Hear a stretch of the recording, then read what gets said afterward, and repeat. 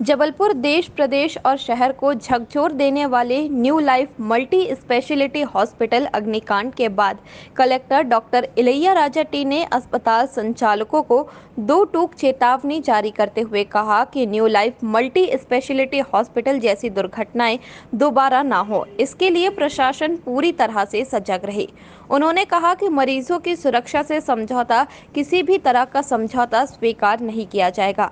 निजी अस्पतालों को अब पंजीयन के नवीनीकरण के लिए सभी औपचारिकताएं हर हाल में पूरी करनी होंगी। जो अस्पताल औपचारिकताएं पूरी नहीं करेंगे, उनका पंजीयन निरस्त किया जाएगा। कलेक्ट्रेट सभा कक्ष में आज आयोजित बैठक में निजी अस्पतालों एवं नर्सिंग होम संचालकों से अपने संस्थानों में सुरक्षा के सभी इंतजामों को सुनिश्चित करने तथा नियमित अंतराल से फायर ड्रिल आयोजित करने एवं फायर सेफ्टी ऑडिट कराने के निर्देश दिए गए हैं। बैठक में अस्पताल संचालकों से कहा गया कि वे फायर अलार्म सिस्टम को दुरुस्त रखें, अग्निशमन यंत्रों तथा इलेक्ट्रिकल मशीनरी के उपकरणों की गुणवत्ता पर विशेष ध्यान दें, अपने स्टाफ को अग्निशमन यंत्रों के इस्तेमाल की तथा राहत एवं बचाव कार्य का अनिवार्यता प्रशिक्षण भी दें। बैठक के प्रारंभ में new life multi speciality hospital में हुई अग्नि दुर्घटना में मृत व्यक्तियों को 2 मिनट का मौन रखकर श्रद्धांजलि दी गई। कलेक्टर ने बैठक में कहा कि ऐसे निजी अस्पताल जिनकी प्रोविजनल फायर एनओसी एक्सपायर हो गई है और उनके द्वारा टेम्पररी एनओसी नहीं ली गई है, उन्हें बंद कराया जाएगा। उन्होंने ऐसे निजी अस्पतालों को नए मरीजों को भर्ती न करने के निर्देश दिए हैं। डॉक्टर इलैया राजा टी ने कहा कि वे विशेषज्ञ चिकित्सकों की टीम भी सभी निजी अस्पतालों का निरीक्षण कर रही है। निरीक्षण के दौरान बताई गई कमियों को भी निजी अस्पतालों को दूर करना होगा, अन्यथा संबंधित अस्पताल का पंजीयन निरस्त किया जाएगा। कलेक्टर ने बैठक में ट्रेनिंग, ड्रिल एवं कैपेसिटी बिल्डिंग पर जोर देते हुए कहा कि अस्पताल संचालकों को अग्निशमन यंत्रों व इलेक्ट्रिकल मशीनरी की गुणवत्ता के साथ साथ तय समय पर फायर सेफ्टी ऑडिट एवं इलेक्ट्रिकल सेफ्टी ऑडिट भी कराना होगा।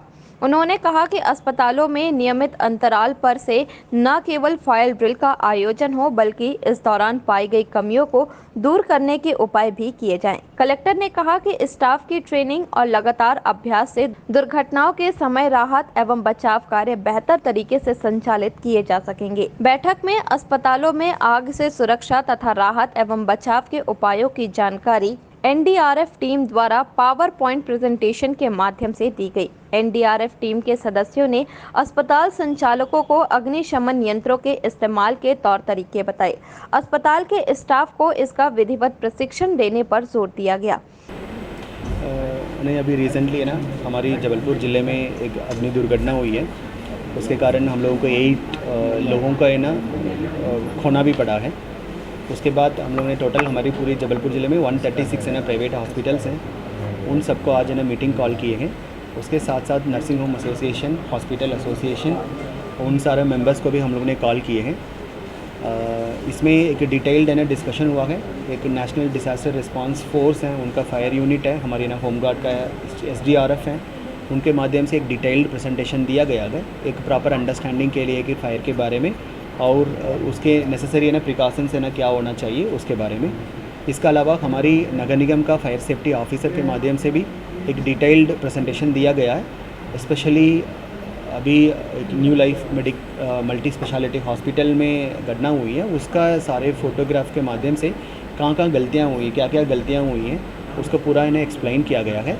इसके अलावा नगर निगम में क्या प्रोसीजर्स होती हैं, प्रोविजनल एनओसी, टेम्पररी एनओसी, उसका रिन्यूअल, मतलब उनकी सारी प्रोसीजर्स को भी हम लोगों ने एक ठीक तरीके से समझाया गया है।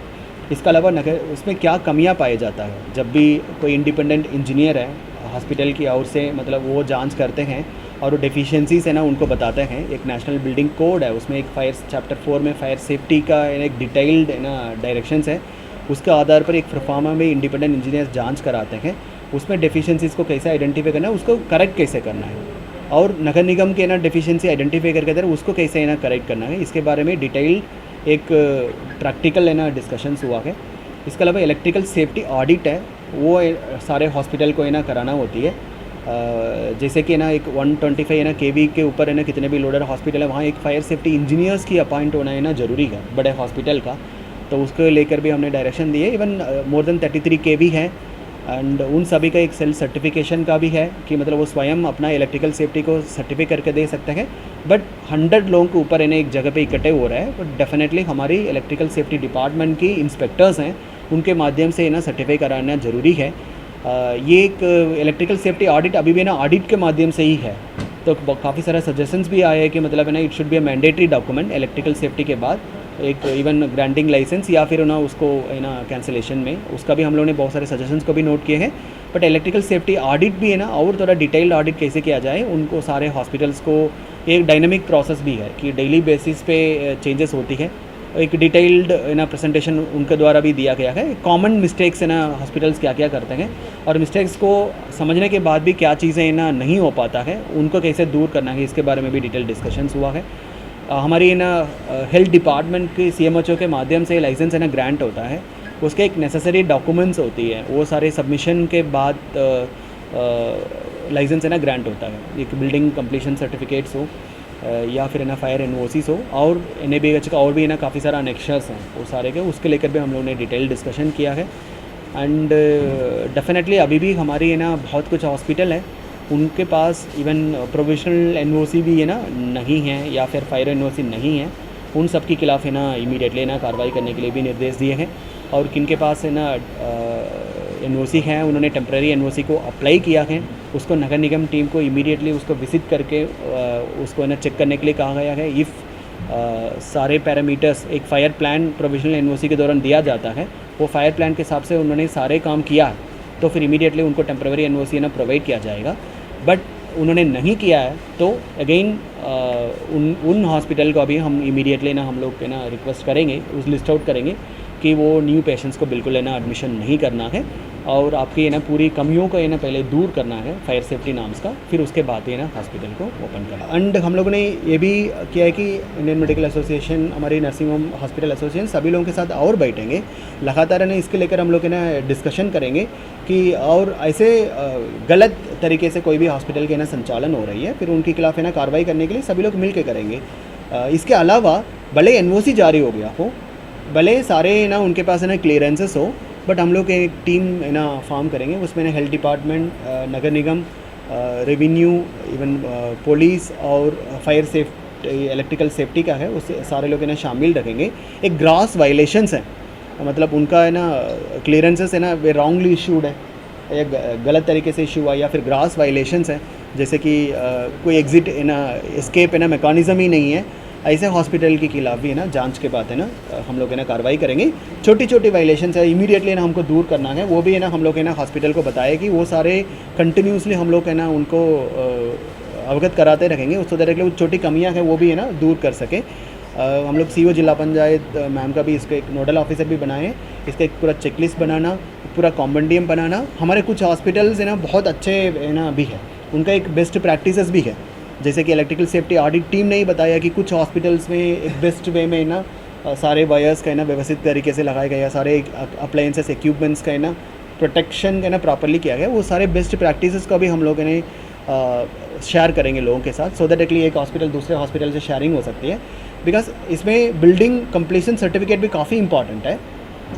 काफ़ी बार फायर प्रिवेंशन है ना बिल्डिंग कंप्लीशन से शुरू होता है, मतलब बिल्डिंग है ना किस लेवल पे बनी हुई है, मतलब उनकी अभी भी है ना काफ़ी सारे बिल्डिंग वायलेशंस भी है। जैसे इस पर्टिकुलर केस में भी G+1 का तो G+1 का ही उन्होंने फायर प्लान भी सबमिट किया, बट एक्चुअली वो फंक्शनल हो रही थी G+2।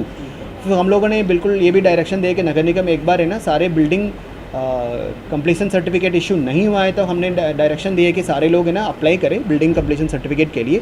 एक और प्रॉब्लम थी पुराने बिल्डिंग्स के लिए बिल्डिंग कंप्लीशन सर्टिफिकेट इशू नहीं होने का, वो हम लोग पॉलिसी इशू है स्टेट लेवल पे ना, कुछ बहुत सारे इश्यूज आए हैं, वो हम लोग स्टेट लेवल पे भी रेज करेंगे। एंड माननीय मुख्यमंत्री महोदय का भी कल डायरेक्शन था कि एक है ना सिंगल प्लेटफॉर्म में ना सारे अप्रूवल्स हो, कहीं भी कोई भी लैब्स होता है तो इमीडिएटली रेड फ्लैग हो, उनको भी पता चले, डिपार्टमेंट को भी पता चले। सो आई थिंक उसके लेकर भी आई थिंक डिपार्टमेंट है ना काम करेंगे। हम लोग यहीं से भी है ना हमारी सजेशंस और रिकमेंडेशन है ना भेजेंगे। Collector doctor Ilaiya Raja T की अध्यक्षता में संपन्न इस बैठक में मध्य प्रदेश जन अभियान परिषद के उपाध्यक्ष डॉक्टर जितेंद्र जामदार, नगर निगम आयुक्त आशीष वशिष्ठ, जिला पंचायत सीईओ सलोनी सेडाना, अपर कलेक्टर शेर सिंह मीणा, संयुक्त संचालक स्वास्थ्य डॉक्टर संजय मिश्रा, डॉक्टर राजेश धीरावाणी, सौरभ बड़ेरिया तथा सभी निजी अस्पतालों के संचालक एवं प्रबंधक मौजूद रहे।